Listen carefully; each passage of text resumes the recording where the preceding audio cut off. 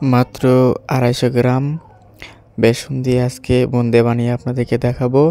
প্রথমে আপনারা 250 গ্রাম বোঁদে নেবেন, তারপরে ওটাকে সেঁকে নেবেন। অবশ্যই আমিও সেঁকে নিছি।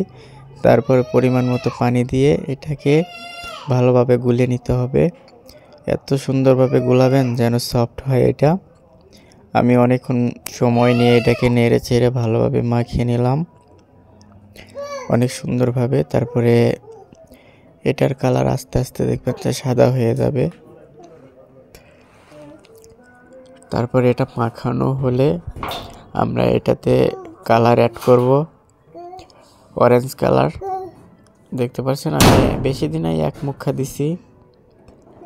এই যে এটা বাজারে অ্যাভেলেবেল, মাত্র 60 টাকা দাম।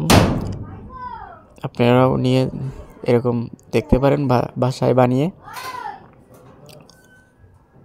সুন্দরভাবে এটা মাখিয়ে নেবেন যেন সবগুলো রঙই ভালোভাবে মিশে যায়।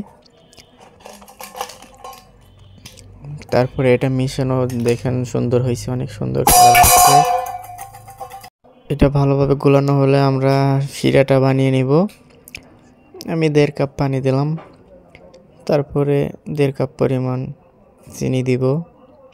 তারপরে এটা বলক আসা পর্যন্ত আমরা নেড়ে ছেড়ে দিব সুন্দরভাবে। তো বাটির ভিতরে অনেকখানি চিনি আটকে ছিল, তারপরে এটা আমি ধুয়ে দিয়ে দিলাম।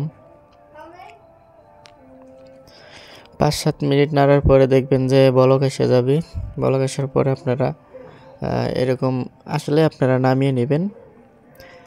নামিয়ে একটা পাত্রের ভিতরে রাখবো আমি। তারপরে ভাজার কাজ শুরু করে দিব। প্রথমে আমি লাল কালারটা ভেজে নিব। আমার কাছে সেকনি হচ্ছে একটা, সেই কারণে একটু প্রবলেম হয়েছে। পরবর্তীতে আমি আরেকটা নিয়ে আসছি, কারণ আজকে আমি প্রথম বুন্দি বানাচ্ছি। তারপরে এতটা সুন্দর হয়েছে আমি নিজেও কল্পনা করতে পারি নাই। অল্প তেল, সেই কারণে দেখেন মাঝখানে একটু লেগে যাচ্ছে বা বড় বড় হচ্ছে। তো বেশি তেল দিলে এই প্রবলেমটা হবে না। তারপর আমি এটা সুন্দরভাবে ভেজে নেব 1-1.5 মিনিট। লাল কালারটা ভাজি হওয়ার পরে আমি এটা হলুদ কালারটা ভাজি করব, করে একদম শিরার মধ্যে আমি দিয়ে দিব উঠাইয়ে। তারপরে আধা ঘন্টা এটা থাকলে অনেক সুন্দরভাবে এটা সবটুকু রস খেয়ে নেবে।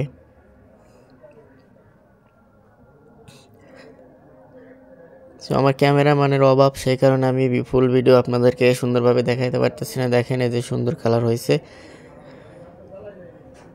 আজকের মতো এই পর্যন্ত। আল্লাহ হাফেজ।